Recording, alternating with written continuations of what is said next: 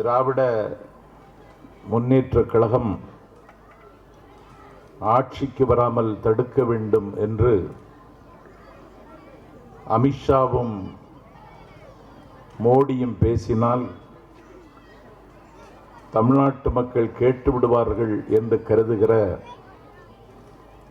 இவர்களுடைய அறியாமையை எந்த செருப்பால் இடிப்பதென்று எனக்கு தெரியவில்லை.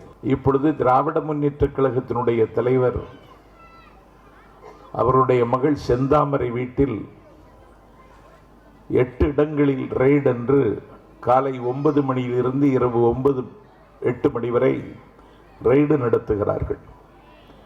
ஒரு உப்பை போல் எளியவன், திருவண்ணாமலை நாடாளுமன்ற உறுப்பினர் அண்ணாதுரை, அவன் வீட்டில் ரெய்டு என்று 2 நாளாக ஒரு ரெய்டு நாடகத்தை நடத்தி கொண்டிருக்கிறார்கள். மோடியும் பாடியும் பேசுகிறார்கள்.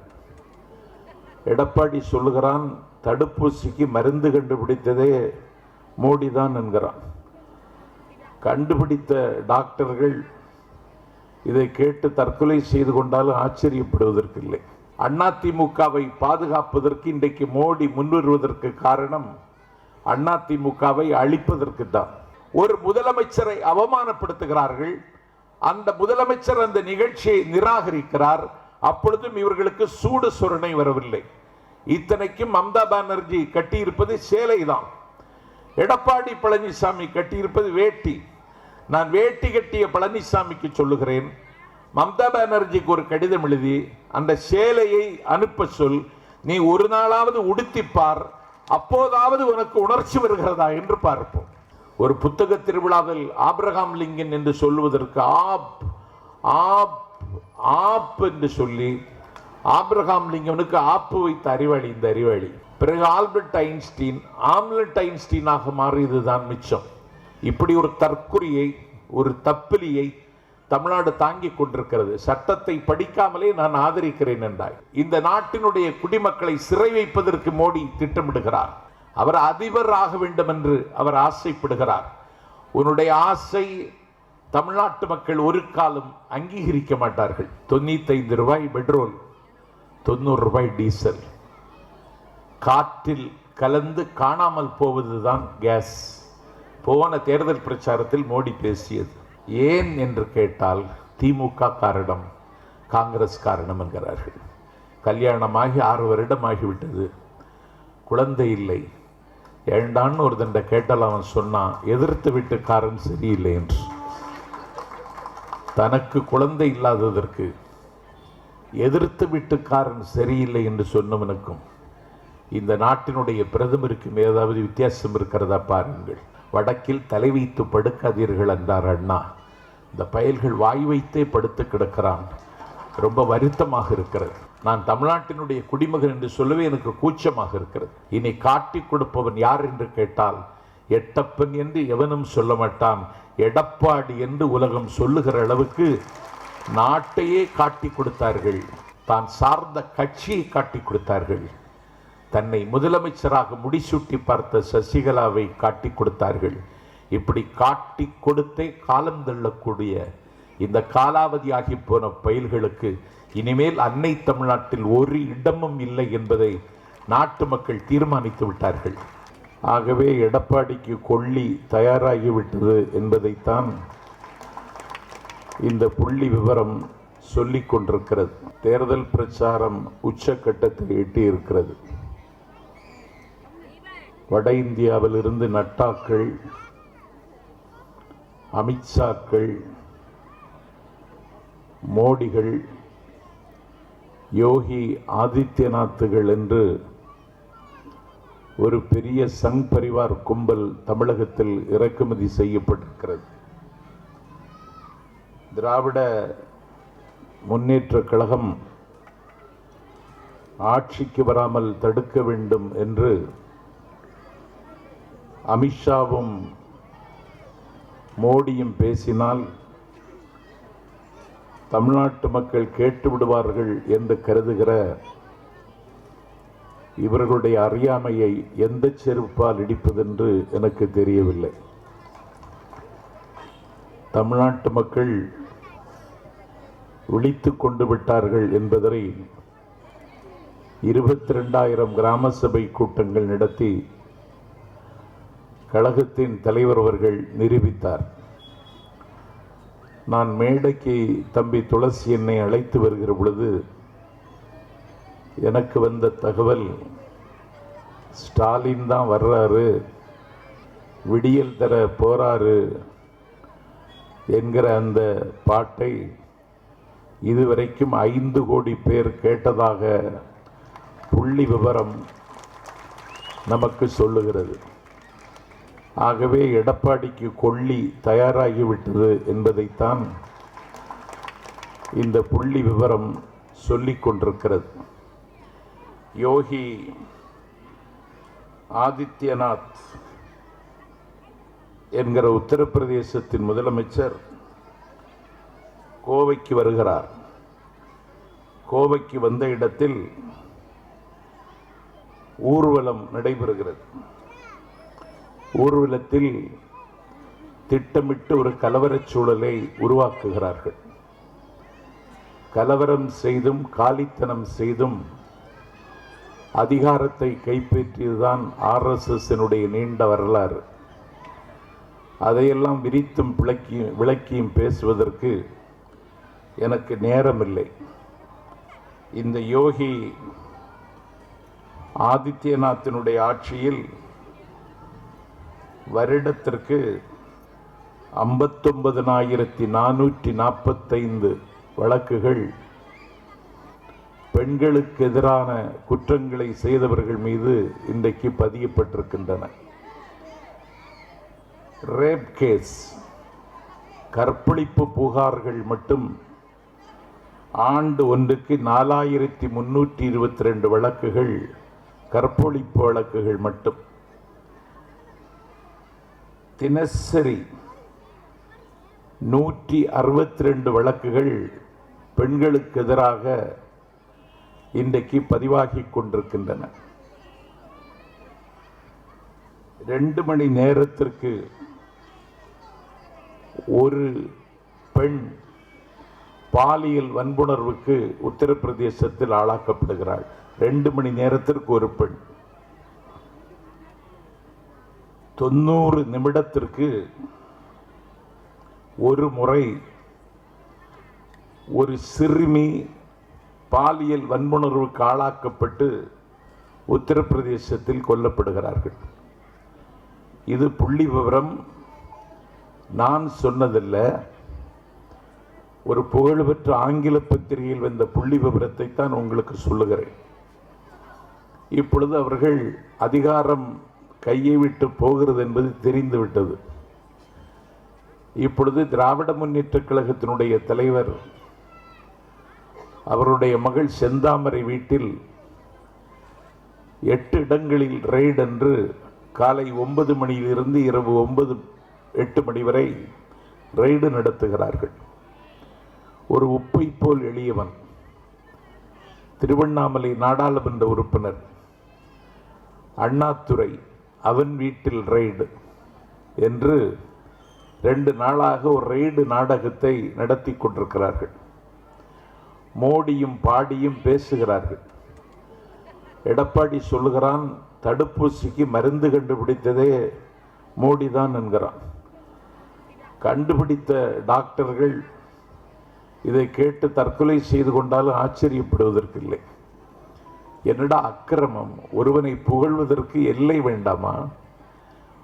தடுப்பூசி கோவேக்சின் மருந்து, கோவிஷீல்டு மருந்து கண்டுபிடித்ததே நாடாளும் பிரதமர் நரேந்திர மோடி தான் என்று தமிழ்நாட்டினுடைய முதலமைச்சர் கூச்சம் இல்லாமல் புகழ்கிறார். அப்படியாவது புகழ்ந்தாலாவது இவன் நம்மளை விட்டு வைப்பானா என்பதுதான் அவர்களது ஏக்கம். இன்றைக்கு என்ன நடக்கிறது? ஒரு மணப்பாறை தொகுதி சட்டப்பேரவை உறுப்பினர் அவருடைய டிரைவருடைய வீட்டு வைக்கோல் போரில் 1 கோடி ரூபாய் எடுத்துக்கொண்டு வருகிறது வருமான வரியிலாக. அந்த அதிமுக ஆட்சியில் காட்பாடியில் மாவட்ட சுற்றுச்சூழல் ஜாயிண்ட் என்ஜினியர், இணை பொறியாளர். அவருடைய பெயர் பன்னீர்செல்வம். அவருடைய வீட்டில் என் பெருமைக்குரியவர்களே ரெய்டு நடைபெறுகிறது. ரெய்டு நடத்துவது தமிழ்நாடு லஞ்சலாவண்ய போலீசார். 6.5 கிலோ வெள்ளி, 4.5 கோடி ரூபாய், 4.25 கிலோ தங்கம். ஒரு ஜாயிண்ட் என்ஜினியருக்கு வீட்டில், பன்னீர்செல்வத்துக்கு வீட்டில். அப்படி என்றால் அவனுக்கு மேல் இன்னொரு என்ஜினியர் இருக்கிறார். அவனுக்கு ஆணையிடுகிற ஒரு கலெக்டர் இருக்கிறார். கலெக்டருக்கு கட்டளை இடுகிற முதல்வர் இருக்கிறார். அப்படி என்றால் இந்த மண்ணில் ஊழல் எப்படி புரையோடி போயிருக்கிறது என்பதை நாம் உணர்ந்து கொள்ள முடியும். ஆனால் 10 ஆண்டு காலம் ஆட்சியில் இல்லாத திராவிட முன்னேற்ற கழகத்தின் மீது அம்பெறிந்து அதிமுகவை பாதுகாப்பதற்கு இன்றைக்கு மோடி முன்வருவதற்கு காரணம் அதிமுகவை அழிப்பதற்கு தான். எல்லா இடத்திலும் மோடி பிரச்சாரம் செய்துவிட்டால் திமுக கூட்டணி 234 தொகுதியும் வெல்லும் என்பதுதான் இன்றைக்கு இருக்கிற உண்மை. அப்படி தரவுகள் இல்லாமல் வெந்ததை தின்று வாயில் வந்ததை பேசுவதை போல ஒரு தேசத்தினுடைய பிரதம அமைச்சர் பேசுகிறார். இன்றைக்கு அவர்களுடைய கட்சியில் என்ன நிலவரம்? அவர்கள் கட்சியில்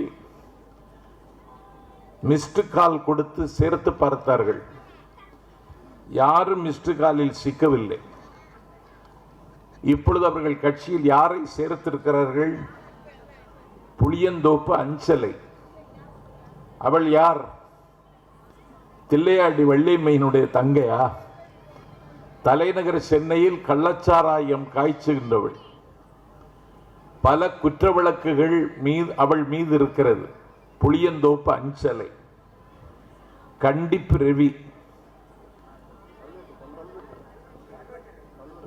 ரவி என்றும் சொல்வார்கள், கல்வெட்டு ரவி என்றும் சொல்வார்கள். கல்வெட்டு பதிந்து விட்டது. இவன் 6 முறை குண்டர் சட்டத்தில் கைது செய்யப்பட்டவன். அவனை பிஜேபி கட்சியில் சேர்த்திருக்கிறார்கள். புதுவை எழிலரசு, அவள் பாண்டிச்சேரியின் பேரவைத் தலைவராய் அமைச்சராய் இருந்த ஒரு மரபார்ந்த குடும்பத்தை சார்ந்த அண்ணன் சிவக்குமாரின் கொலையில் ஈடுபட்டவள் எழிலரசி.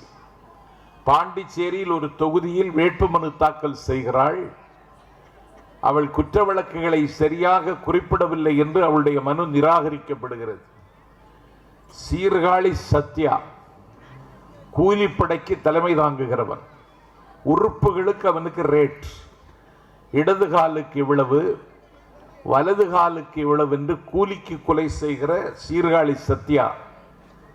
சேலம் முரளி, நெற்குன்றம் சூர்யா, புதுவை சோழன், புதுவை விக்கி, பாம்பு வேலு, குரங்கு ஆனந்த், அரியமங்கலம் ஜாகீர், தஞ்சை பாக்கெட் ராஜா, மயிலை டோக்கன் ராஜா, குடவாசல் அருண், குடவாசல் சீர்காழி, சென்னை பாலாஜி, குடந்தை அரசன், தஞ்சை பாம்பாலாஜி, ஸ்பீடு பாலாஜி, தஞ்சை ஜாக்கெட் ராஜா, குடவாசல் சீனு, பல்லு கார்த்திக், பல்லு சீனு, பூண்டு மதன், மெடிக்கல் காலேஜ் வெற்றி, சுரேஷ், மன்னிவாக்கம் ஜோஷுவா.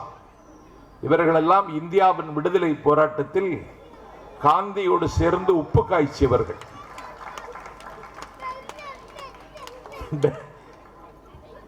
இவர்களை கட்சியில் சேர்த்துவிட்டு தூய்மையான அரசியலை இதோபதேசம் செய்கிறார் மோடி. இவர்களை சேர்த்து விவரம் மோடிக்கு தெரியுமான்னு தெரியல. இப்போது தமிழ்நாட்டின் முதலமைச்சர் கேட்பதையெல்லாம் தருகிறார். அமித்ஷாவும் மோடியும் என்கிறார். இவன் என்ன கேட்டான், அவர்கள் என்ன கொடுத்தார்கள் என்பது சஸ்பென்ஸ். ஆனால் இவர்கள் கேட்டதை நான் சொல்லுகிறேன். 2011-12 தானே புயல். தலை நிமிர்ந்து நின்ற மரங்கள் தலைநகர் சென்னையில் தானே சாய்ந்தன. அந்த தானே புயலில் இவர்கள் கேட்டது 5244 கோடி. மோடி அரசு கொடுத்தது 500. 2012-13 வரலாறு காணாத வறட்சி. 19,988 கோடி ரூபாய் கேட்டார்கள், கொடுத்தது 656. 2015-16 பெரு வெள்ளம். செம்பரம்பாக்கம் ஏரியை திறந்துவிட்டு சென்னை மாநகரம் வெள்ளத்தால் சூழ்ந்தது. சென்னை மாநகர மக்கள் தப்பித்தோம் பிழைத்தோம் தம்பிரான் புண்ணியம் என்று இன்றைக்கு மிச்சம் இருப்பதே பெரிய சவால். அப்போது 25,912 கோடி ரூபாய் கேட்டார்கள், கொடுத்தது எவ்வளவு தெரியுமா? 1748 கோடி. 2016-17 மீண்டும் வறட்சி வருகிறது. 39,565 கோடி கேட்டார்கள், வெறும் 1748 கோடி தான் கொடுத்தார்கள். 2016-17 வார்தா புயல் எவ்வளவு கேட்டார்கள்? 22,573 கோடி ரூபாய் கேட்டார்கள். எவ்வளவு கொடுத்தார்கள்? வெறும் 222 கோடி ரூபாய் கொடுத்தார்கள். 2017-18 ஒக்கி புயல் எங்கள் மாவட்டம் சூறையாடப்பட்டது. அந்த ஒக்கி புயலில் பாதிக்கப்பட்ட மக்களுக்கு நிவாரணம் இதுவரைக்கும் வந்து சேரவில்லை. அப்பொழுது 9,330 கோடி ரூபாய் கேட்டார்கள், வெறும் 133 கோடி ரூபாய் தான் கொடுத்தார்கள். 2018-19 ஒரு புயல் வீசியது, கஜா புயல். அந்த புயல் வீசி பட்டுக்கோட்டை, பேராவூரணி, தஞ்சை டெல்டா தரைமட்டமாயிற்று. தென்னையை நம்பி வாழ்ந்த மக்கள் அன்னையை இழந்ததை போல இன்றைக்கும் தவிக்கிறார்கள். அப்போது அவர்கள் கேட்டது 17,899 கோடி ரூபாய் எடப்பாடி கேட்டார், கொடுத்தது வெறும் 1,146 கோடி. அதற்கு பிறகு நிவார் புயல் 3,759 கோடி ரூபாய் கேட்டார்கள், வெறும் 63 கோடி ரூபாய் கொடுத்தார்கள். அதற்கு பிறகு நிரவி புயல், அதற்கு 1,200 கோடி ரூபாய் கேட்டார்கள், 224 கோடி தான் கொடுத்தார்கள். நாங்கள் கேட்டதெல்லாம் அமித்ஷாவும் மோடியும் தருகிறார்கள் என்று முதலமைச்சர் எடப்பாடி பழனிசாமி பட்ட பகலில் ஒரு பச்சை பொய்யை பல்லாயிரம் மக்களுக்கு முன்னால் கட்டவிழ்த்து வைக்கிறார். இவர்கள் கேட்டதில் அவர்கள் கொடுத்தது வெறும் 4.40%, 5% கூட இல்லை. ஜிஎஸ்டி இழப்பீடு. இந்தியாவில் ஒரு நிதியமைச்சர் இருக்கிறார், ஜெயலலிதா ஜிஎஸ்டி கூடாதென்றார். அம்மா என்று ஆராதிக்கிற இந்த நவீன அடிமைகள், இந்த நவீன ரக ஒட்டுண்ணிகள் ஜிஎஸ்டி ஏற்றுக்கொண்டார்கள். ஜிஎஸ்டி ஏற்றுக்கொண்டதற்கு பிறகு தமிழகத்திற்கு வர வேண்டிய தொகை இன்னும் வரவில்லை. இந்தியாவின் நிதியமைச்சர், அகில உலக பேரழகி, அவர் சொன்னார், ஆர்பி ரிசர்வ் பேங்கிலே கடன் வாங்கிக் கொள்ளுங்கள். ரிசர்வ் பேங்க் கடன் எவ்வளவு கொடுத்திருக்கிறது என்றால் 6,229 கோடி ரூபாய் கடன் கொடுத்திருக்கிறது. ஜிஎஸ்டி தமிழகத்திற்கு வர வேண்டிய பங்கு வரவில்லை. உள்ளாட்சி தேர்தல் நடத்தவில்லை. உள்ளாட்சி தேர்தல் நடத்தாததால் வருடத்திற்கு 2,800 கோடி ரூபாய் வர வேண்டும். உள்ளாட்சி தேர்தல் நடந்து நிர்வாகிகள் வெற்றி பெற்றால் இந்த ரூபாய் வந்துவிடும். தேர்தல் நடத்தாததால் இந்த ரூபாய் வரவில்லை. சரி, இவர்களுக்குள் தோழமை இருக்கிறது, இணக்கம் இருக்கிறது, அந்த ரூபாய் வந்ததா என்றால் வரவில்லை. மோடியையும் அமித்ஷாவையும் வைத்துக் கொண்டு இவ்வளவு பெரிய பொய்யை கட்டவிழ்த்து விடுகிறார்கள். கோடி கோடியாக கொள்ளையடித்து குவித்து வைத்திருக்கிற பணம் இது. இன்றைக்கு வந்திருக்கிற ஒரு பத்திரிகை, பாரதிய ஜனதா கட்சி ஒரு விளம்பரம் கொடுத்திருக்கிறது. திமுக கூட்டணிக்கு ஏன் ஆட்சிக்கு வரக்கூடாது என்று 2 பக்க விளம்பரம். 2 பக்க விளம்பரத்தை இன்றைக்கு கொடுத்திருக்கிறார். அப்படி என்றால் இவர்கள் ஒரு விதமான மனநோய்க்கு ஆளாகி இருக்கிறார்கள். திமுகவின் வெற்றி நிச்சயிக்கப்பட்டு விட்டது.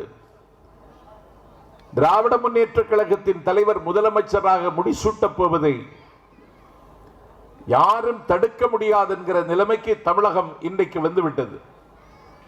இந்த வெற்றியை தட்டி பறிப்பதற்கு ஏதாவது வழி உண்டா என்று அவர்கள் செய்கிற தகுடு தத்தத்தினுடைய ஒரு பகுதிதான் இதெல்லாம். இன்று தமிழ்நாட்டில் நாங்கள் ஒரு மதசார்பற்ற அணி என்கிற ஃப்ரேமுக்குள் இருக்கிறோம். நியூஸ் 18 தொலைக்காட்சியிலே தலைவர் இன்றைக்கு ஒரு விளம்பரம், தலைவர் பேசுகிறார். நம்முடைய தலைவர் அவர் என்ன சொல்லுகிறார்? நான் உண்ணுகிற உணவு எது என்பதை அவன் தீர்மானிப்பானாம். நான் பேசுகிற மொழி எது என்பதை அவன் தீர்மானிப்பானாம். நான் உடுத்துகிற உடை எது என்பதை அவன் தீர்மானிப்பானாம். இதை தமிழ்நாட்டிலும் எல்லா இடங்களிலும் நடைமுறைப்படுத்த முடியும் என்று நம்பி இன்றைக்கு அவமானப்பட்டு அம்மனப்பட்டு இருக்கிற பிஜேபி தமிழ்நாட்டில் எடப்பாடி தலைமையில் இருக்கிற அடிமை கும்பலை பயன்படுத்தி தமிழ்நாட்டிற்கும் அவர்கள் கொண்டு வருவதற்கு துடிக்கிறார்கள்.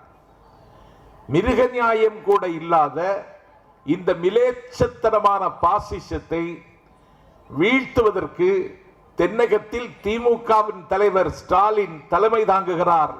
அதுதான் இன்றைக்கு அவர்களுக்கு எரிச்சல். மேற்கு வங்காளத்தினுடைய முதலமைச்சர் மம்தா பானர்ஜி இந்தியாவில் இருக்கிற தலைவர்களுக்கெல்லாம் கடிதம் எழுதுகிறார். மேற்கு வங்காளத்திலே நேதாஜி சுபாஷ் சந்திர போஸுக்கு பிறந்த நாள், 125வது பிறந்த நாள். நேதாஜிக்கும் பிஜேபி கட்சிக்கும் எந்த சம்பந்தமும் இல்லை. இந்தியாவினுடைய விடுதலை காந்தியினுடைய அகிம்சையினால் சாத்தியமாகாது, முள்ளை முள்ளால் தான் எடுக்க வேண்டும் என்று ஒரு ஆயுத புரட்சிக்கு முகம் தர முன்வந்தவன் மாவீரன் நேதாஜி. கடல் கடந்த நாடுகளில் பாடிவீடு அமைத்து பாசறை அமைத்து இந்தியன் நேஷனல் ஆர்மியை தொடங்கியவர் மாவீரன் நேதாஜி. அந்த மகத்தான தலைவனுடைய பிறந்த நாளை இவர்கள் ஒரு நாள் கூட கொண்டாடியதில்லை. இப்பொழுது கொண்டாடுகிறார்கள். கொண்டாடுவதற்கு கல்கத்தா வருகிறார் இந்த தேசத்தின் பிரதமர். யாருக்கு தகவல் கொடுக்காமல்? அந்த மாநிலத்தினுடைய முதலமைச்சருக்கே தகவல் கொடுக்காமல் வருகிறார். அந்த முதலமைச்சர் பெருந்தன்மையோடு அந்த விழாவில் கலந்து கொள்கிறார். அவர் பேச வருகிற பொழுது அந்த காவி கும்பல் அவர்கள் வழக்கமாக போடுகிற கோஷத்தை போட்டவுடனே மம்தா எரிச்சலாகி அந்த மேடையை நிராகரிக்கிறார். நாடாளும் பிரதமர் கலந்து கொண்ட ஒரு மேடையில் ஒரு முதலமைச்சரை அவமானப்படுத்துகிறார்கள். அந்த முதலமைச்சர் அந்த நிகழ்ச்சியை நிராகரிக்கிறார். அப்பொழுதும் இவர்களுக்கு சூடு சொரணை வரவில்லை.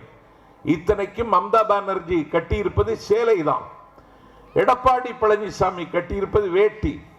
நான் வேட்டி கட்டிய பழனிசாமிக்கு சொல்லுகிறேன், மம்தா பானர்ஜிக்கு ஒரு கடிதம் எழுதி அந்த சேலையை அனுப்ப சொல். நீ ஒரு நாளாவது உடுத்திப்பார், அப்போதாவது உனக்கு உணர்ச்சி வருகிறதா என்று பார்ப்போம். தான் அடிமையாக இருக்கிறோம் என்று தெரியாமலே டெல்லி ஏகாதிபத்தியத்திற்கு காவடி தூக்கி தமிழ்நாட்டிலும் ஒரு பாசிசத்தை, ஒரு நாசிசத்தை நிலைநாட்ட துடிக்கிறார்கள். பாசிசம் என்ன செய்யும்?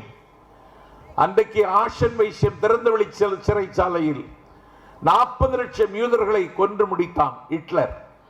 ஐ ஆம் த மைட்டி ஸ்டேட், நானே அரசு, நானே எல்லாம் என்று மாறுதட்டினான். All the judges are all the judges are my advocates என்று முழங்கினான். கடைசியில் ஹிட்லருக்கு என்ன கதி நேர்ந்தது? தன்னுடைய காதல் மனைவியை கட்டி அணைத்து ஹிட்லர் தற்கொலை செய்து கொண்டான்.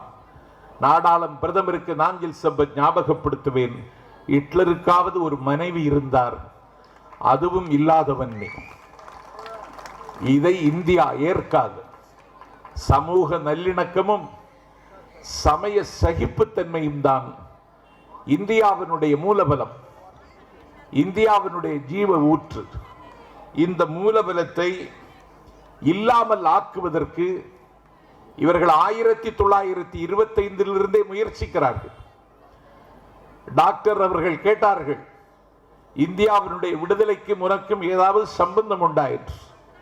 இந்தியாவினுடைய விடுதலை போராட்ட காலத்தில் வெள்ளைக்காரனுக்கு இந்த நாட்டை காட்டி கொடுத்தவர்கள், இந்தியாவினுடைய விடுதலை போருக்கு முகம் தந்தவர்கள் இஸ்லாமியர்கள். அவர்கள் இந்த நாட்டில் இருக்கக்கூடாது என்றவர்கள் கருதுகிறார்கள். மாமன்னன் பகதூர் ஷா அவன் தன்னை வைஸ்ராயாக முடிசூட்டி கொண்டான். வைஸ்ராயாக முடிச்சுக்கொண்ட வைஸ்ராயை மாமன்னன் பகதூர் ஷாவை கையில் விலங்கிட்டு அழைத்து வந்து கராக்கிரகத்தில் அடைத்து வைத்தார்கள். கராக்கிரகத்தில் அடைக்கப்பட்டான் பகதூர் ஷா. காலையில் அவருக்கு கடுமையான பசி. எனக்கு பிரேக்ஃபாஸ்ட் தாருங்கள் என்று வெள்ளைக்கார சிறை அதிகாரியிடம் கேட்டார். என் பெருமைக்குரிய தாய்மார்களே, ப்ளீஸ் வெயிட், கொஞ்சம் நில்லுங்கள் என்று சொல்லிவிட்டு கொஞ்சம் பொறுத்து ஒரு தாம்பாளத்தில் துணி மூடி, இதோ உன்னுடைய பிரேக்ஃபாஸ்ட், உன்னுடைய காலை உணவு என்று கொடுத்தார்கள். கடுமையான பசியில் இருந்த பகதூர் ஷா அவசரமாக சாப்பிடுவதற்கு அந்த துணியை விலக்கிவிட்டு பார்த்த பொழுது வெட்டப்பட்ட அவருடைய 2 புதல்வர்களின் தலை அந்த தாம்பாளத்தில் இருந்தது. வெட்டப்பட்ட 2 அவருடைய புதல்வர்களின் தலை அந்த தாம்பாளத்தில் இருந்தது. அப்போதும் பகதூர் ஷா அழவில்லை. அந்த வெள்ளைக்கார போலீஸ் கேட்டான், நீ அழவில்லையா என்று. அப்பொழுது அவர் சொன்னார், மன்னர்கள் அழுவதில்லை என்று. பிரிட்டிஷ்காரனுக்கு ஒரு அங்குலம் நிலம் தர முடியாது என்று போராடிய பகதூர் ஷாவை ரெங்கூனில் கொண்டு போய் அடைத்தார்கள். அவர் ரெங்கூனில் இறந்து போனார். 6 அடி நிலம் கூட அவருக்கு இந்தியாவில் கிடைக்கவில்லை. இப்படி இந்தியாவினுடைய விடுதலை போராட்ட வீர வரலாற்றை பேசினால் குருதி சூடாகும், இதயம் இரத்த கண்ணீர் வடிக்கும். அந்த காலத்தில் அந்தமானில் இருந்து காட்டி கொடுத்த கும்பல் இன்றைக்கு காவி உடுத்தி கொண்டு தமிழ்நாட்டிலும் இந்த காவி இசத்தை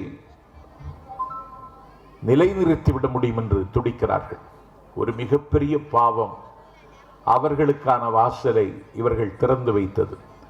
கடற்கரை கூட்டத்தில் ஜெயலலிதா இன்றைக்கு சொன்னார், நான் உயிரோடு இருக்கிற காலம் வரை எதிர்காலத்தில் பிஜேபியோட கூட்டணியை வைத்துக் கொள்ள மாட்டேன் என்றார். இன்றைக்கு அந்த கட்சியோடு கூட்டணி வைத்துக் கொண்டது மட்டுமல்ல, பத்திரிகைகளிலே வெற்றி நடை போடும் தமிழகம் தேசிய ஜனநாயக கூட்டணி என்று வருகிற விளம்பரத்தில் பிஜேபி கட்சியினுடைய சின்னம் முதலில் வருகிறது, அதிமுகவினுடைய சின்னம் 2வது வருகிறது. பத்திரிகை படிப்பவர்கள் இதை பார்த்தால் இவர்கள் தோல் மறுத்து போன அடிமைகள் என்பதை முடிவு செய்வார்கள். அதனால்தான் தமிழ்நாட்டில் தலைவர் போகிற இடமெல்லாம் கட்டுக்கடங்காத கூட்டம், கரை காணாத உணர்ச்சியோடு கூடுகிறார்கள். இதை பார்த்ததற்கு பிறகு அவர்களுக்கு தாங்கிக் கொள்ள முடியவில்லை.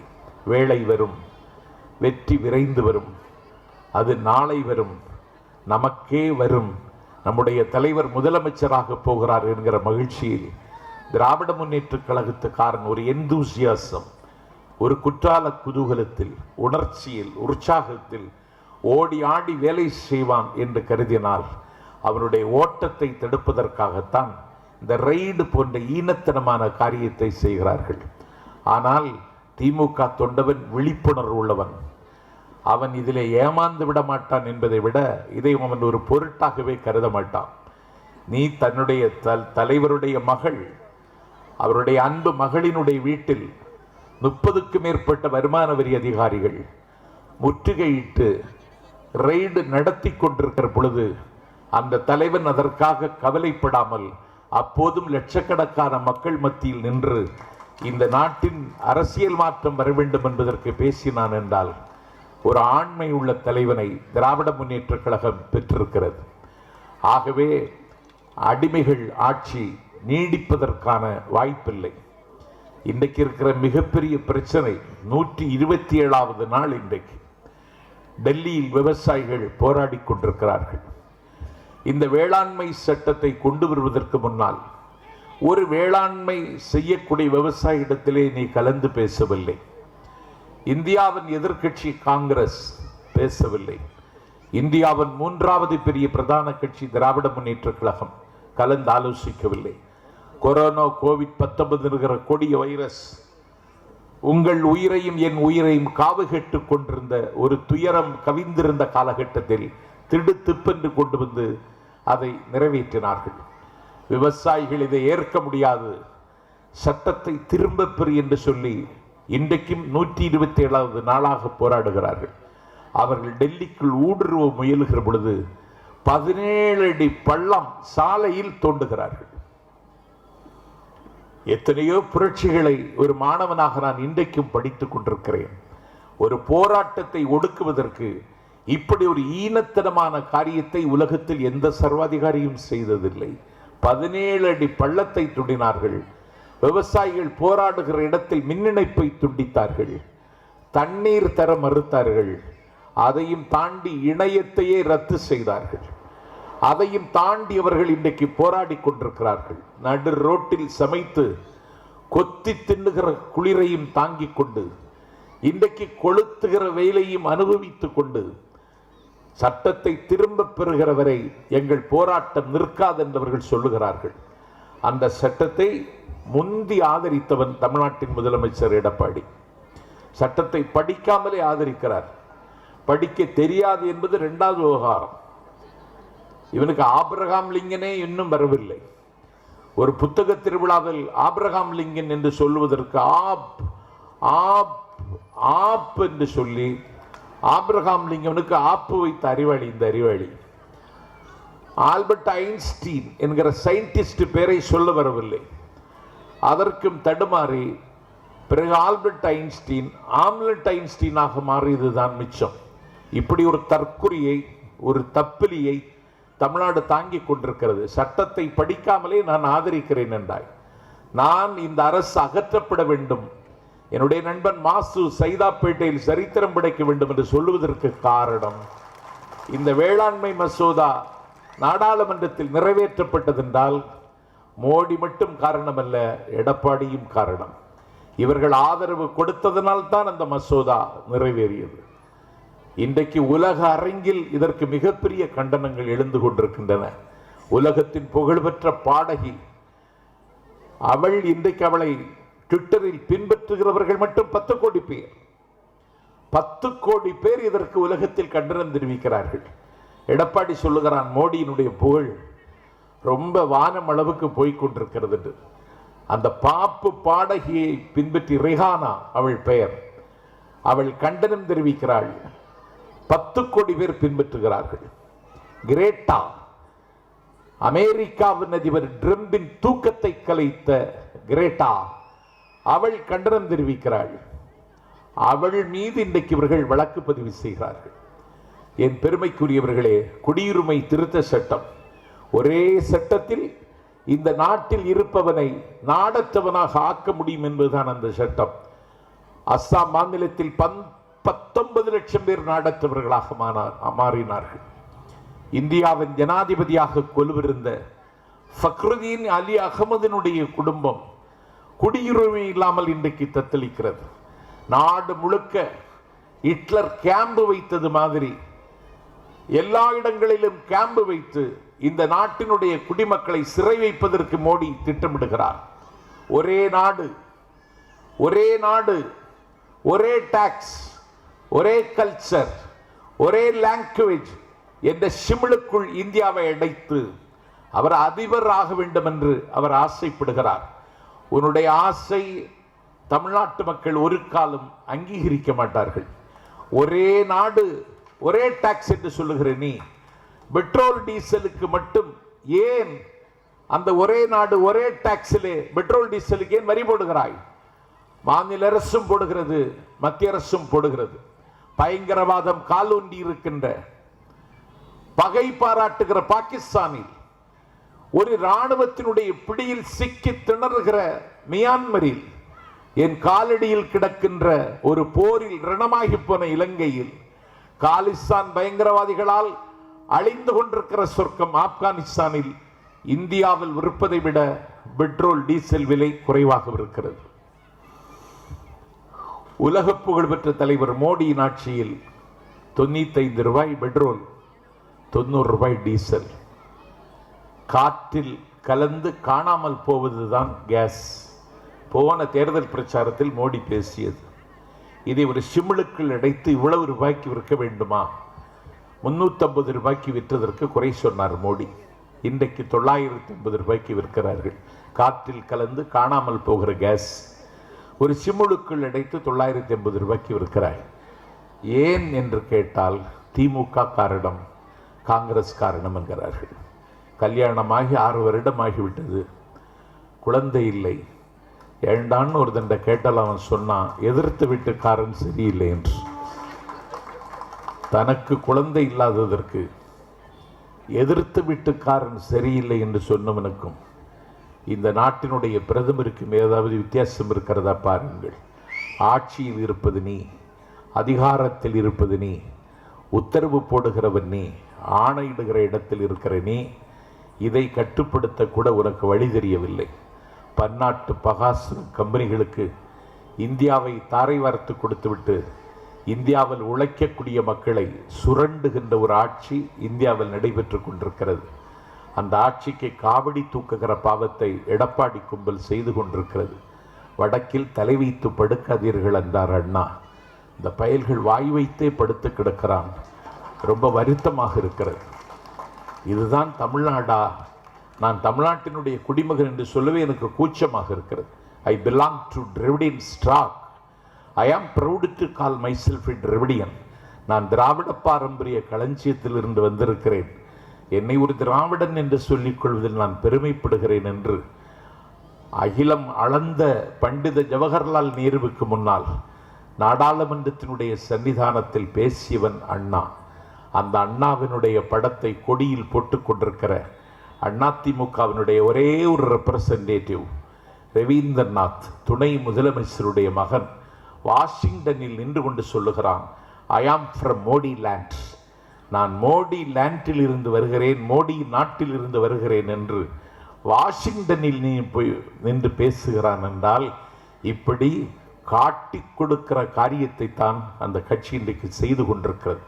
இந்தியாவினுடைய விடுதலை புரட்சி கல்கத்தாவில் வெடித்து சிதறிய பொழுது அதற்கு முகம் தந்தான் சிராஜ் உத்தவ்லா. அந்த சிராஜ் உத்தவ்லாவை காட்டி கொடுத்தான். அவன் பெயர் மீர் ஜாபர். வானம் பொழிகிறது, பூமி விளைகிறது, உனக்கு எதற்கு தர வேண்டும் கிறிஸ்டி? எங்குல பெண்களுக்கு மஞ்சள் அரைத்தாயா, பணிவிடை புரிந்தாயா, நாற்று நட்டாயா, கஞ்சிக்கலையும் சுமந்தாயா? பிச்சை கேட்டால் தருகிறேன், வரி கேட்டால் தர முடியாதென்று பிரிட்டிஷ் ஏகாதிபத்தியத்தை எதிர்த்து மூறி முழங்கினான் வீரபாண்டிய கட்டபொம்மன். அவனை காட்டி கொடுத்தான் எட்டப்பன். ஜெகமஞ்ச போரிட்ட ஜூலியஸ் சீசரை அன்றைக்கு காட்டி கொடுத்தான் ஒருவன். அவனுடைய பேர் புரூட்டஸ். தன் அரிய திருமேனி சதைப்புண்டு தவிப்பெய்தி பன்னறிய பலபாடு பட்ட பொழுதும் எந்தாய் தாம் செய்வது இன்னதன் அருகிலார் அவர்தம் பிழையை மன்னியும் என்று மரணத்தை பரிசாக கொண்டு வந்தவர்களுக்கு கருணையை வழங்கினானே கர்த்தர் இயேசு. அவனை 30 வெள்ளிக்காசுகளுக்காக அன்றைக்கு ஜூடாஸ் காட்டி கொடுத்தான்.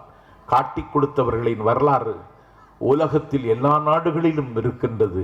ஆனால் அந்த வரலாற்றில் ஒரு கரும்புள்ளியாக தமிழகம் அமைந்து விட்டதில் நான் வெட்கப்படுகிறேன்.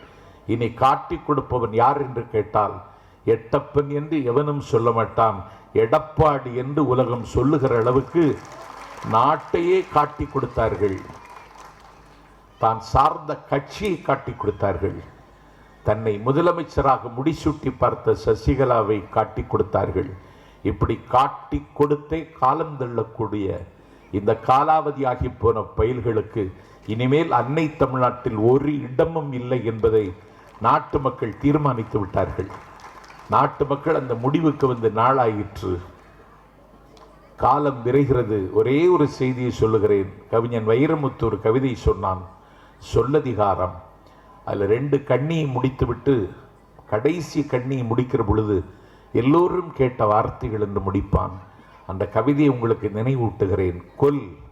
கொள்ளையடி, சரித்திரம் அதிகம் கேட்ட வார்த்தைகள், தழுவு, முத்தமிடு, கட்டில்கள் அதிகம் கேட்ட வார்த்தைகள், ஆறாரோ, சனியனே, தொட்டில்கள் அதிகம் கேட்ட வார்த்தைகள், உருப்போடு, உருப்பட மாட்டாய், வகுப்பறைகள் அதிகம் கேட்ட வார்த்தைகள், உனக்கு எப்போது கல்யாணம், விலைமகள் அதிகம் கேட்ட வார்த்தைகள், இன்னொரு ஜென்மம் என்று ஒன்று இருந்தால், பூங்காக்கள் அதிகம் கேட்ட வார்த்தைகள், மறக்காமல் கடிதம் போடுங்கள், ரயிலடிகள் அதிகம் கேட்ட வார்த்தைகள், எல்லோரும் எங்களை மன்னித்துக் கொள்ளுங்கள், ஐரோப்பா அதிகம் கேட்ட வார்த்தைகள், பாலாறு, தேனாறு, பொதுஜனங்கள் அதிகம் கேட்ட வார்த்தைகள், பெரியோர்களே, தாய்மார்களே, ஒலிபெருக்க அதிகம் கேட்ட வார்த்தைகள், நேற்றே வந்திருக்க கூடாதா, கடன் கேட்போர் அதிகம் கேட்கிற வார்த்தைகள், இனிமேல் ஆண்டவன் விட்ட வழி,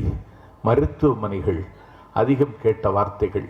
கவிஞன் வைரமுத்து கவிதையை முடித்து விடுகிறான். நாஞ்சில் சம்பத் என் நண்பன் மாசுவுக்காக தேரடி திடலில் தொடருகிறேன்.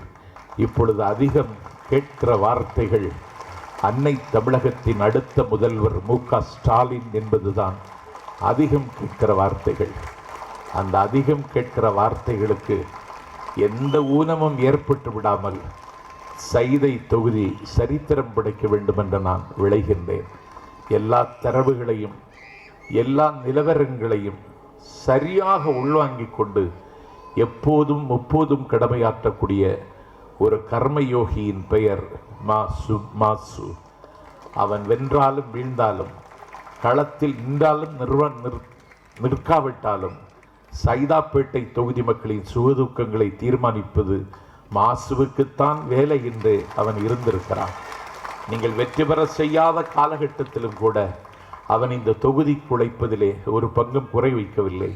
காவிரிக்கரை ஓரத்தில் தாமரை பூத்து சிரிக்கிற தடாகத்தின் கரையருகில் ஒரு சன்னியாசி ஜெபம் செய்து கொண்டிருந்தான். ஜெபம் செய்து கொண்டிருந்த சன்னியாசி ஒரு வண்டு வந்து கொட்டியது. வண்டு கொட்டிவிட்டு காவேரி தண்ணீரில் விழுந்து தத்தளித்தது. அந்த வண்டை காப்பாற்றி கரையிலே விட்டான். அந்த வண்டு 2வது முறையாகவும் அந்த சன்னியாசி கொட்டியது. மீண்டும் தண்ணீரில் விழுந்தது. மீண்டும் அந்த வண்டை காப்பாற்றி கரையிலே விட்டான். 3வது முறையாகவும் அந்த சன்னியாசியை மூக்கில் கொட்டியது. சன்னியாசினுடைய மூக்கில் இருந்து இரத்தம் கொட்டியது. முற்றும் துறந்த சன்னியாசி வலிபுறுக்க முடியாமல் அழுதான். அழுது முடித்துவிட்டு கன்னத்தில் படிந்த கண்ணீரை துடைத்துவிட்டு கண் விழித்து பார்த்தால் தன்னை இரத்தம் பெறக்கூடிய அளவிற்கு கொட்டிய வண்டு காவிரி தண்ணீரில் நீர்ச்சுழலில் சிக்கி உயிருக்கு போராடுகிற காட்சியை கண்டான். வண்டு தவிக்கிறது, தத்தளிக்கிறது, மன்றாடுகிறது, உயிருக்கு போராடுகிறது. அந்த வண்டை காப்பாற்றுவதற்கு அந்த சன்னியாசி வலியை, வருத்தத்தை மறந்து அதை காப்பாற்ற எத்தனித்த பொழுது ஒரு சம்சாரி கேட்டான், அந்த வண்டு உன்னை கொட்டிவிட்டல்லவா தண்ணீரில் போய் விழுகிறது, உன்னை கொட்டுகிற வண்டை நீ ஏன் காப்பாற்ற முயற்சிக்கிறாய் என்று கேட்ட பொழுது அந்த சன்னியாசி சொன்னான், கொட்டுவது அதனுடைய சுபாவமாக இருக்கலாம், ஆனால் அதை காப்பாற்றுவது என்னுடைய சுதர்மம் என்றானே. அதை போல எந்த நிலையிலும், எந்த வேளையிலும், எந்த சூழலிலும், வானம் அறுந்து கீழே விழுந்தாலும், வெள்ளம் இந்த பகுதியை சூழ்ந்தாலும், வறட்சி முற்றுகையிட்டாலும், ஒவ்வொரு வீட்டிலும் இருக்கக்கூடிய சுகதுக்கங்களை அறிந்து வைத்துக்கொண்டு இந்த சைதாப்பேட்டை தொகுதி மக்களின் சுகதுக்கத்தில் பங்கெடுப்பது மாசுவின் சுதர்மம். அந்த சுதர்மத்தை அங்கீகரித்து நீங்கள் அவருக்கு ஒரு வாக்களியுங்கள் என்று கேட்கிறேன். நீங்கள் மாலை வேண்டும், நீங்கள் மலர் வேண்டும் என்று கேட்டால் அவர் மாலை கொண்டு தருவார். நீங்கள் எள் என்று கேட்டால் அவர் எண்ணெய் கொண்டு தருவார். நீங்கள் தேன் என்று கேட்டால் அவர் தித்திப்பு கொண்டு தருவார். நீங்கள் வெட்டி வா என்றால் கட்டி வருகிறவர் எங்கள் மாசு. தலைவர் அவர்களின் நம்பிக்கைக்கு பாத்திரமான ஆள்வலியும் தோல்வலியும் வாழ்வலியும் உள்ள ஒரு வேட்பாளன் சைதாப்பேட்டை களத்தில் நிற்கிறான். அவரை காயப்படுத்தி விடாதீர்கள். கழகத்தின் சின்னம் உதயசூரியன் சின்னத்தில் வாக்களித்து தலைநகர் சென்னையில் அதிக வாக்கு வித்தியாசத்தில் மாசு வெற்றி பெற்றான். அவனுடைய உழைப்புக்கு கிடைத்த அங்கீகாரம் என்பதை ஊரும் உலகம் உணரத்தகுந்த வகையில் கடமையாற்றுங்கள் என்று கேட்டு வெற்றி விழாவில் சந்திக்கிறேன். விடிய விடிய பேசுகிறேன்.